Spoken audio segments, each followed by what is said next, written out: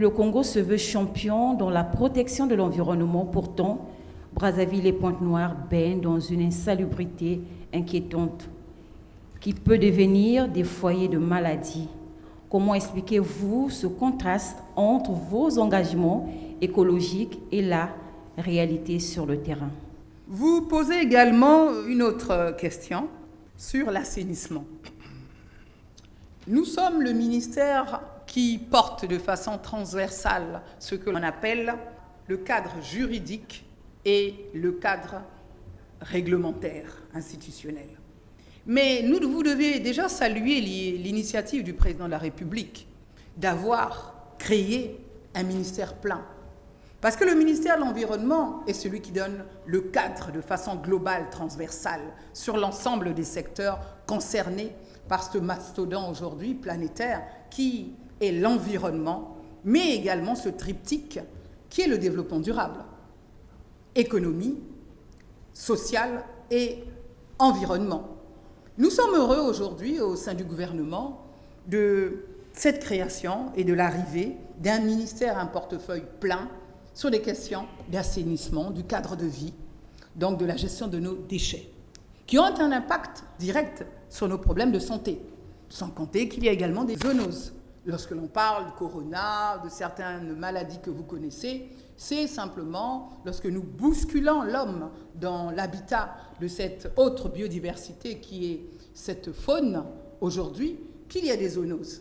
Et donc aujourd'hui, vous avez vu comment se déploie le ministre en charge de l'assainissement, aux côtés donc de cette gestion décentralisée, déconcentrée des collectivités locales, avec une stratégie qui a été prise, qui est sur la table du gouvernement aujourd'hui, pour être adoptée et pour accompagner nos collectivités locales, justement, à une meilleure appropriation, pour une meilleure implémentation. Parce que c'est la dialectique, nous évoluons, et aujourd'hui, avec la création de ce ministère, nous sommes en train de porter des nouveaux textes, puisque ne l'oubliez pas, dans la foulée, il y a eu plusieurs avancées au niveau du ministère de l'Environnement. Nous avons revisité, actualisé, mis au goût du jour des enjeux de l'environnement aujourd'hui, la loi avant-gardiste de 1991, en prenant une loi aujourd'hui portant pas simplement sur la protection de l'environnement, mais sur la gestion durable de l'environnement de 2022. Et nous avons également sur la table aujourd'hui de l'État promulgué également cette grande loi portant gestion durable, également la première du genre de la République du Congo.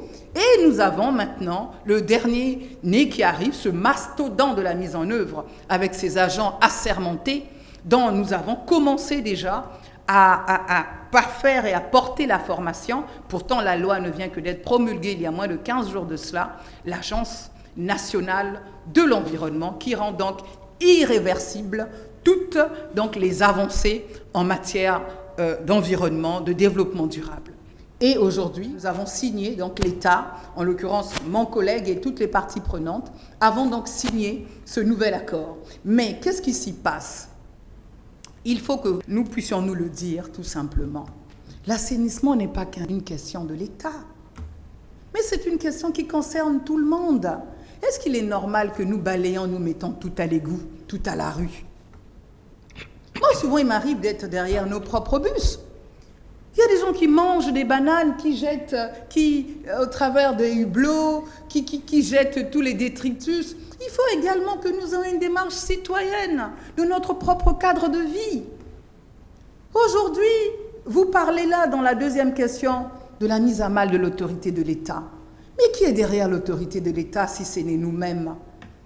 Ne l'oubliez pas, je vous l'ai à demi maudit ici. Qu'est-ce que je vous ai dit en d'autres termes ?